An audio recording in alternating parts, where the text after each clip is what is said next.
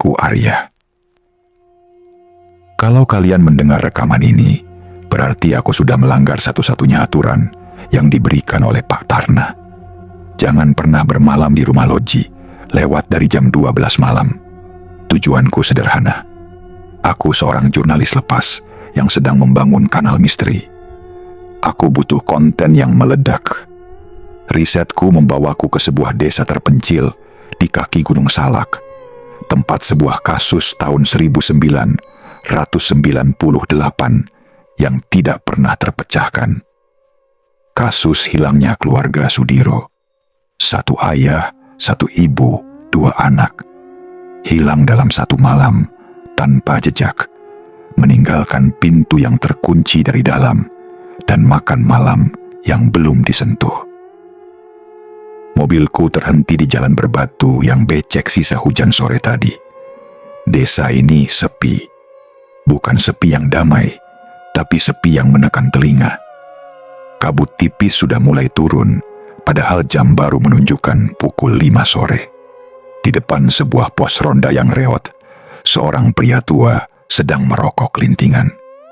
Itu pasti Pak Tarna, narasumber yang sudah kuhubungi via telepon minggu lalu.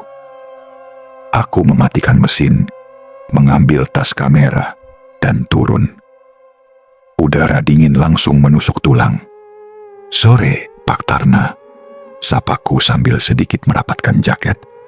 Orang tua itu tidak langsung menjawab. Dia mengisap rokoknya dalam-dalam, lalu menghembuskannya perlahan ke arah hutan bambu di belakangnya. Matanya tajam, menatapku dari ujung kaki sampai kepala. "Mas Arya?" Suaranya parau, berat. "Kirain gak jadi datang? Orang kota biasanya cuma omong besar di telepon. Pas lihat jalannya langsung balik kanan." Aku tersenyum kecil, mencoba terlihat santai. "Sudah jauh-jauh, Pak. Sayang kalau balik lagi.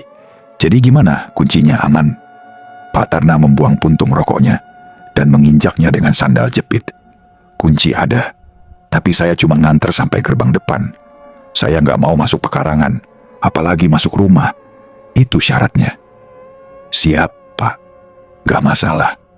Saya cuma butuh ambil gambar suasana, rekam intro, terus saya bakal pasang kamera statis buat ditinggal semalam.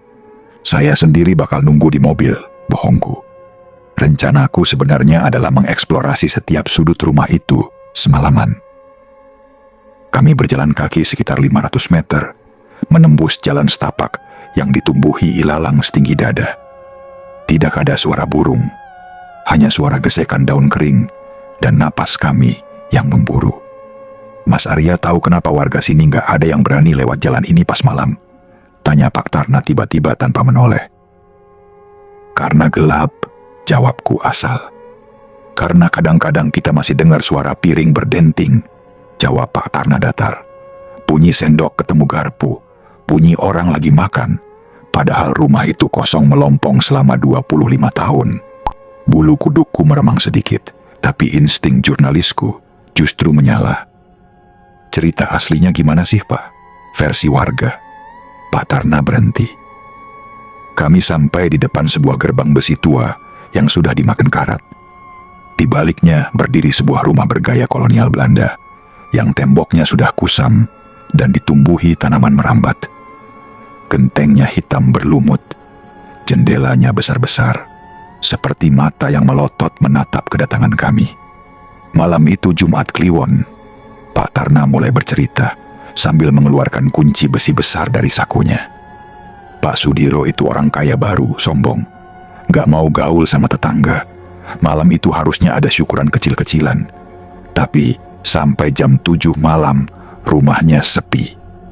Lampu nyala semua, tapi gak ada suara. Dia memasukkan kunci ke gembok gerbang. Bunyi klik berat terdengar. Warga curiga, lanjutnya. Dipanggil-panggil gak nyaut. Akhirnya Pak RT sama Hansip dobrak pintu depan. "Mas Arya tahu apa yang mereka lihat?" Aku menggeleng, menyalakan voice recorder di saku kemejaku secara diam-diam. "Meja makan penuh," bisik Pak Tarna. Matanya menerawang ngeri. Nasi di bakul masih ngepul panas. Sayur lodeh masih anget. Ayam goreng utuh. 4 piring sudah terisi nasi. Sendok garpu sudah dipegang. Posisinya ada di samping piring, rapi. Kursi ada 4, posisinya agak mundur sedikit, kayak orang yang baru aja berdiri dari duduk. Orangnya? Nggak ada. Lenyap. Pak Tarna mendorong gerbang. Suara engsel berdecit nyaring memecah kesunyian hutan. Pintu belakang terkunci grendel dari dalam. Jendela semua terkunci teralis besi. Nggak ada celah buat tikus keluar, apalagi manusia 4 orang. Mereka hilang pas lagi mau suapan pertama. Aku menelan ludah. Cerita itu klise, tapi mendengar langsung di lokasi kejadian dengan langit yang mulai gelap memberikan efek berbeda. Ini kuncinya. Pak Tarna menyerahkan 1 set kunci padaku. Tangannya gemetar sedikit. Ingat Mas, kalau dengar suara sriet kayak kursi ditarik di lantai ubin, lari. Jangan nengok, lari aja ke pos ronda. Kenapa Pak? Berarti mereka ngajak makan bareng, ucap Pak Tarna singkat, lalu berbalik badan dan berjalan cepat meninggalkan aku sendirian tanpa menoleh lagi. Aku berdiri di sana, memegang kunci dingin itu. Angin sore berhembus kencang, membuat pohon beringin di sudut halaman bergoyang ribut. Aku menyalakan kamera utamaku. Oke, tes 1, 2. Ini Arya. Sekarang jam 17.45. Gua udah di depan rumah Loji. Target hari ini membuktikan mitos keluarga Sudiro. Gua bakal masuk. Aku melangkah masuk ke pekarangan. Rumput liar setinggi lutut menyulitkan langkahku. Sampai di teras depan, ubin tegel bermotif bunga terlihat kotor oleh debu tebal. Pintu utama terbuat dari kayu jati solid yang kokoh. Aku memasukkan kunci. Aneh, kuncinya terasa licin, seolah baru saja diminyaki. Krek, pintu terbuka. Bau apek langsung menyergap hidungku. Bau kertas tua, kayu lapuk, dan anehnya, ada samar-samar bau melati yang sangat menyengat. Bukan bau melati segar, tapi bau melati yang biasa ada di kamar mayat. Permisi, suaraku menggema di ruangan kosong itu. Ruang tamu itu luas. Sofa-sofa tua tertutup kain putih yang sudah berubah warna menjadi abu-abu karena debu. Langit-langitnya tinggi, dihiasi lampu gantung kristal yang sudah kusam dan sarang laba-laba. Aku menyalakan senter. Cahayanya menari-nari di dinding yang catnya mengelupas. Aku berjalan perlahan menuju ruang tengah, tempat di mana ruang makan berada. Lantai kayu berderit setiap kali aku melangkah, seolah rumah ini sedang mengerang kesakitan. Dek. Aku berhenti. Suara itu berasal dari lantai atas, seperti suara langkah kaki berat. Halo? Ada orang? Teriakku. Hening. Mungkin cuma musang atau tikus, pikirku menenangkan diri. Aku lanjut berjalan ke ruang makan, dan di sanalah aku terpaku. Meja makan kayu jati panjang itu ada di sana. Benar kata Pak Tarna, ada 4 kursi. Tapi yang membuat darahku berdesir hebat bukan perabotannya. Di atas meja yang penuh debu tebal itu, ada 4 piring porselen putih yang bersih. Kinclong, tanpa setitik debu pun. Di sampingnya sendok dan garpu tersusun rapi, berkilau memantulkan cahaya senterku. Seolah-olah baru saja ada yang mengelap dan menyiapkannya untukku. Aku mendekat, jantungku berdegup kencang. Aku meraba piring itu. Dingin, tapi bersih. Kontras sekali dengan meja yang kotor. Tiba-tiba, dari arah dapur yang gelap di belakang ruang makan, aku mendengar suara. Bukan suara hantu atau jeritan. Itu suara kompor gas caklik yang dinyalakan. Diikuti suara desis api biru yang menyambar. Ush! Badanku kaku, logikaku berantakan. Tidak mungkin ada gas di rumah kosong selama 25 tahun. Dengan tangan gemetar, aku mengarahkan kamera dan senter ke arah pintu dapur yang gelap gulita. Siapa di situ? Hening sejenak. Lalu terdengar suara wanita, lembut sekali, tapi nadanya datar tanpa emosi. Mas, tolong ambilkan garam di meja makan. Kurang asin. Aku mundur selangkah, kakiku menabrak kursi. Sret. Suara kaki kursi bergesekan dengan lantai terdengar sangat nyaring. Dan saat itulah aku sadar. Kursi yang kutabrak itu terasa hangat, bekas diduduki. Napasku tertahan di tenggorokan. Suara wanita itu terdengar sangat dekat, seolah dia berdiri tepat di belakang bahuku, meski mataku hanya melihat kegelapan pekat di ambang pintu dapur. Bau melati yang tadi samar kini berubah menjadi bau daging busuk yang disamarkan dengan wangi rempah-rempah yang tajam. Aku tidak menjawab. Tanganku yang memegang kamera gemetar hebat sampai gambarnya berguncang di layar monitor kecil. Aku ingin lari, tapi kakiku terasa seperti terpaku ke lantai kayu. "Mas, garamnya mana?" Suara itu terdengar lagi. Kali ini disertai bunyi serengga, suara spatula besi yang beradu dengan wajan. Aku memaksa kakiku bergerak. Aku mundur perlahan, tidak berani membelakangi dapur. Senter di tangan kiriku terus menyorot ke depan. Di dalam kegelapan dapur itu, aku melihat siluet. Seseorang sedang berdiri di depan kompor. Punggungnya menghadap ke arahku. Rambutnya panjang, hitam legam, dan terurai sangat rapi. Terlalu rapi untuk rumah yang sudah ditinggalkan puluhan tahun. Dia mengenakan daster batik motif lawas. Bahunya bergerak-gerak ritmis, seperti sedang mengaduk sesuatu dengan semangat. "Maaf, Bu. Saya cuma numpang ambil gambar." Suaraku bergetar parah. "Saya permisi sekarang juga." Tiba-tiba, suara desis kompor mati. Klik. Keheningan yang mengikuti setelahnya jauh lebih mengerikan daripada suara masak tadi. Wanita itu berhenti bergerak. Kepalanya miring ke kanan sedikit demi sedikit, sampai terdengar bunyi tulang leher yang berderak. Krek, krek. "Mau kemana?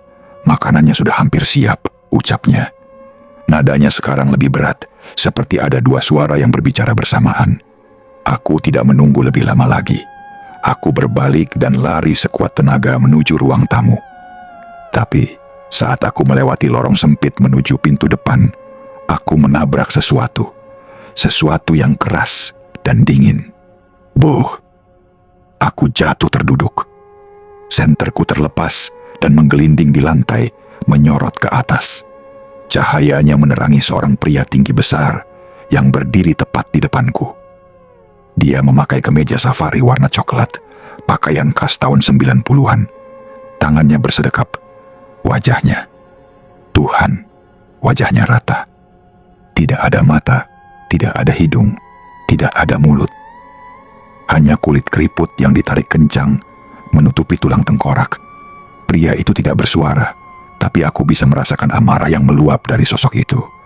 Aku merangkak mundur, mencari jalan lain. "Maaf, saya keluar sekarang," teriakku histeris. Aku bangkit dan berlari ke arah tangga. Satu-satunya jalan adalah ke lantai 2. Aku memanjat anak tangga kayu itu dengan serampangan, hampir terpeleset karena debu dan pelitur yang licin. Begitu sampai di lantai atas, aku langsung masuk ke kamar pertama yang kutemukan dan membanting pintunya. Brak!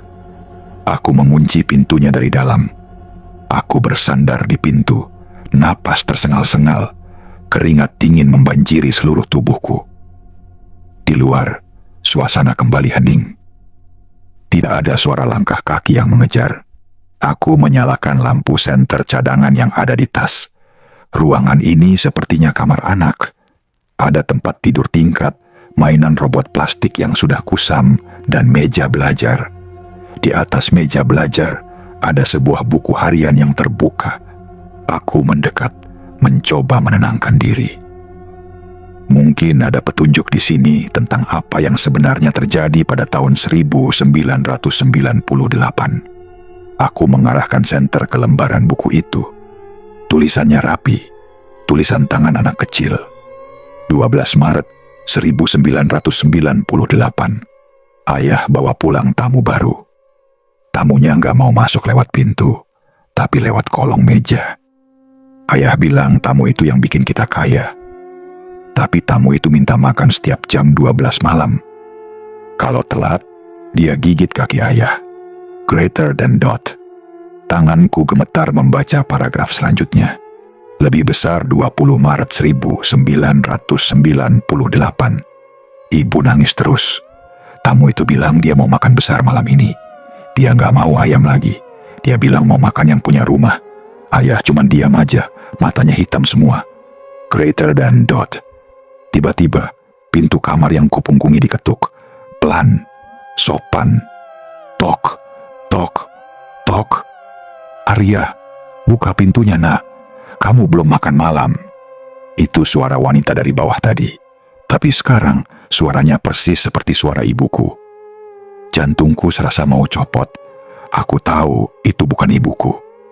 Ibuku ada di kota, sehat-sehat saja. Ini adalah jebakan. Pergi. Kamu bukan ibuku. Teriakku sambil memegang gagang pintu kencang-kencang. Kenapa kamu kasar sekali? Suara itu berubah lagi. Kali ini menjadi suara anak kecil yang merengek. Kak Arya, ayo keluar. Adek lapar. Adek mau makan tangan kakak. Lalu terdengar suara kuku-kuku tajam yang menggaruk kayu pintu. Serit, serit. Bunyi itu memilukan telinga. Aku menjauh dari pintu, mundur sampai punggungku menabrak lemari pakaian tua di sudut kamar. Tiba-tiba lemari di belakangku terbuka sedikit. Sebuah tangan mungil yang pucat dengan kuku yang panjang dan kotor keluar dari celah lemari dan mencengkeram bahuku. Dapat, bisik sebuah suara anak kecil tepat di telingaku. Aku berteriak sekencang-kencangnya, menyikut lemari itu dan melompat ke arah jendela. Aku tidak peduli lagi kalau harus patah tulang, karena melompat dari lantai 2. Aku harus keluar dari sini. Aku menghantam kaca jendela dengan tas kameraku. Prang, kaca pecah berantakan. Aku melihat ke bawah. Jaraknya sekitar 4 meter ke tanah yang penuh semak berduri. Tapi saat aku hendak memanjat keluar, kakiku terasa ditarik. Kuat sekali. Aku jatuh tersungkur di lantai. Sesuatu dari kolong tempat tidur tingkat itu menarik kakiku dengan tenaga yang tidak manusiawi. Jangan pergi, pesta belum dimulai. Aku menendang-nendang dengan kaki satunya. Dalam cahaya senter yang berantakan, aku melihat kepala seorang anak kecil keluar dari kolong tempat tidur. Tapi kepalanya terbalik. Mulutnya sobek sampai ke telinga, menampakkan barisan gigi yang runcing-runcing seperti hiu. Lepas, lepas. Aku mengambil tripod kamera yang tergeletak di dekatku dan menghantamkannya ke arah tangan yang memegang kakiku. Makhluk itu memekik nyaring, suara yang mirip suara babi hutan yang disembelih. Cengkeramannya mengendur. Aku tidak menyia-nyiakan kesempatan. Aku melompat keluar jendela. Bruk, aku mendarat di atas semak-semak. Rasa sakit yang tajam menusuk punggung dan lenganku. Tapi adrenalin membuatku tidak merasakannya secara penuh. Aku segera bangkit, mengabaikan kamera utamaku yang tertinggal di dalam kamar. Aku berlari menuju gerbang. Namun, saat aku sampai di halaman depan, aku berhenti mendadak. Gerbang besi yang tadi dibuka Pak Tarna sudah tertutup rapat. Dan di depan gerbang itu berdiri 4 orang.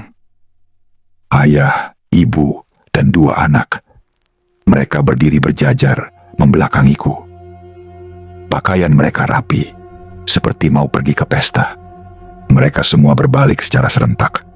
Wajah mereka semua sama, rata, tanpa mata, tanpa mulut. Tapi dari leher mereka keluar suara tawa yang serak dan tumpang tindih. Makan malam sudah siap, tamu terhormat, ucap mereka berbarengan. Aku menoleh ke belakang, ke arah rumah. Pintu depan terbuka lebar.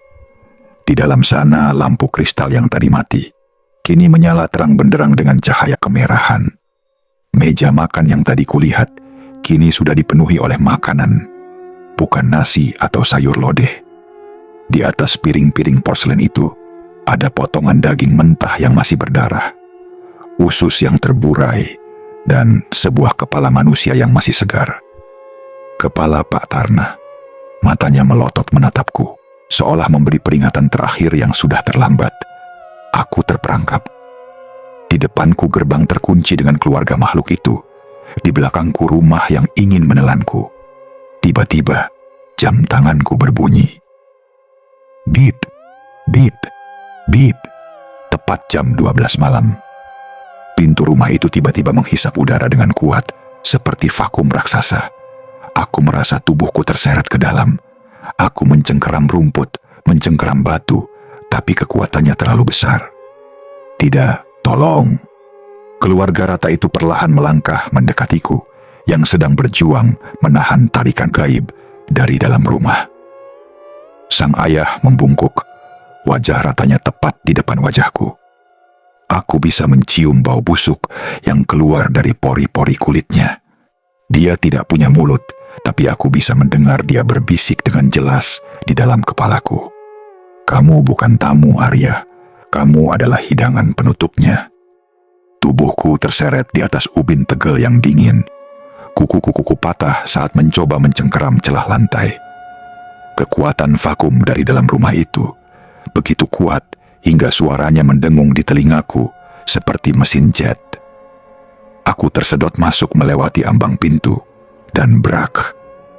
Pintu jati itu tertutup sendiri dengan dentuman keras, mengunci seluruh akses keluar. Cahaya kemerahan dari lampu kristal di atas kini terasa panas, seperti membakar kulit.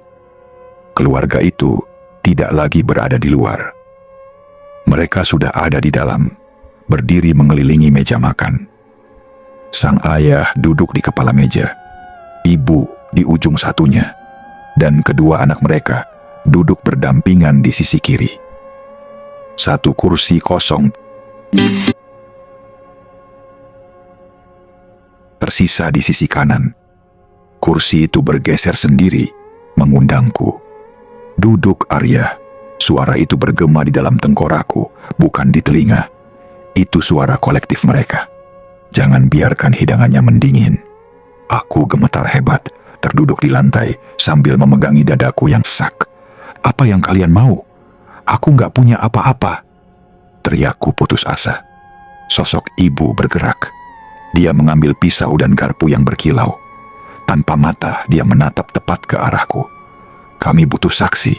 Setiap 10 tahun, rumah ini butuh orang luar untuk melihat bahwa kami masih ada, bahwa kami tidak pernah pergi. Aku melihat ke arah piring di depanku. Kepala Pak Tarna yang terpenggal itu kini mengeluarkan air mata darah. Mulutnya menganga, seolah ingin meneriakkan sesuatu yang tertahan. Aku menyadari sesuatu. Pak Tarna bukan sekadar penjaga.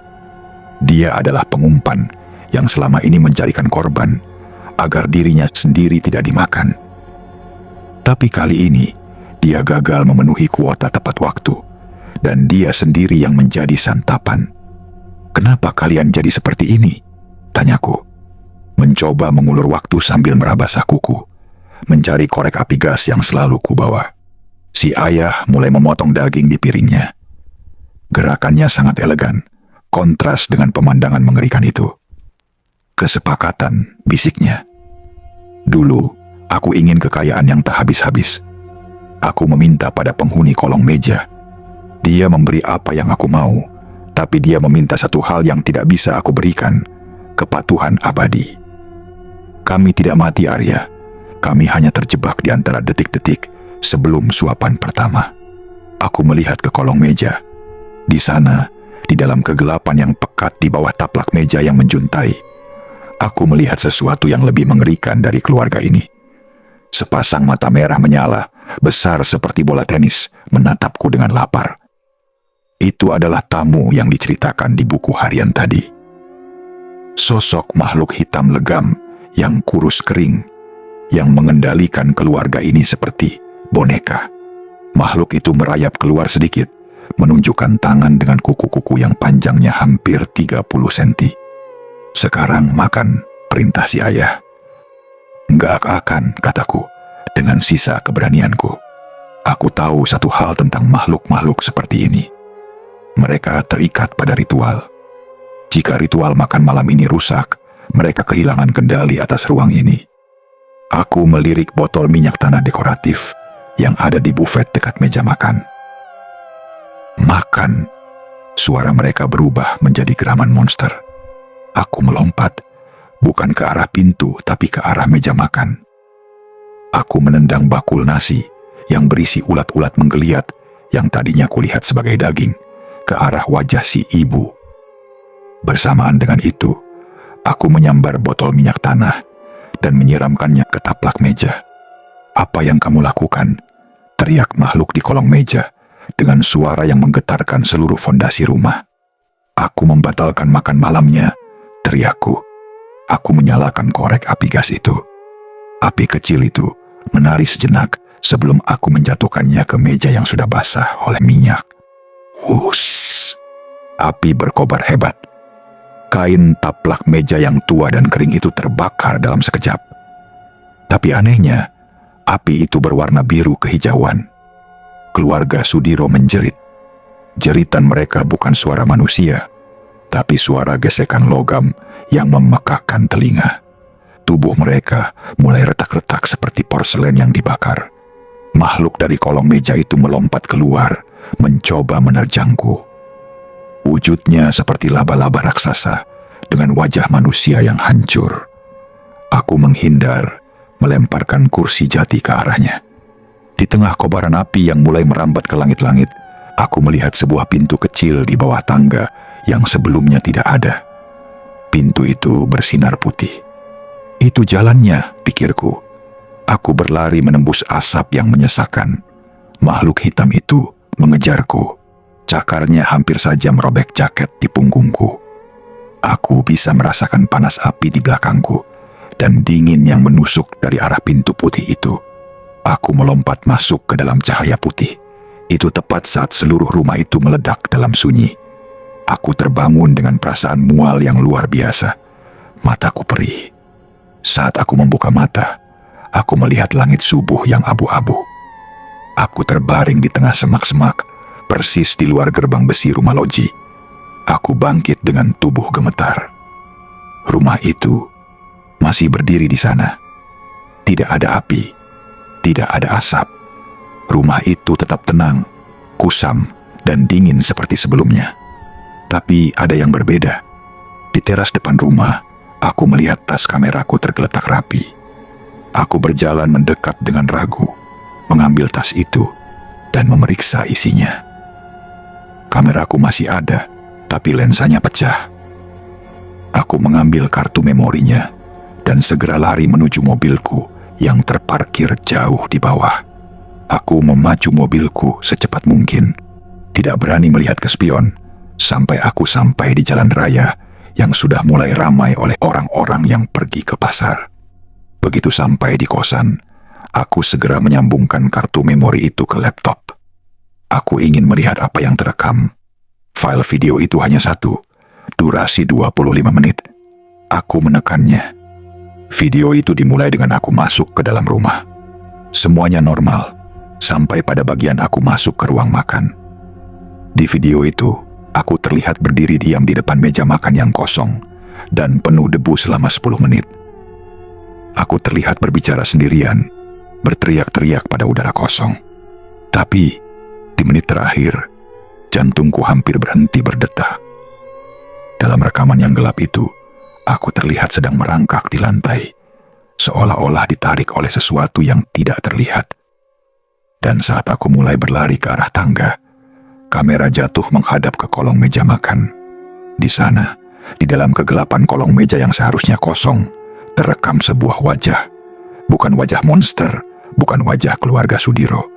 Itu wajahku sendiri. Wajahku yang ada di dalam video itu menatap langsung ke lensa kamera, tersenyum lebar sampai sudut bibirnya robek, dan berbisik tanpa suara yang bisa didengar. Tapi gerakan bibirnya jelas.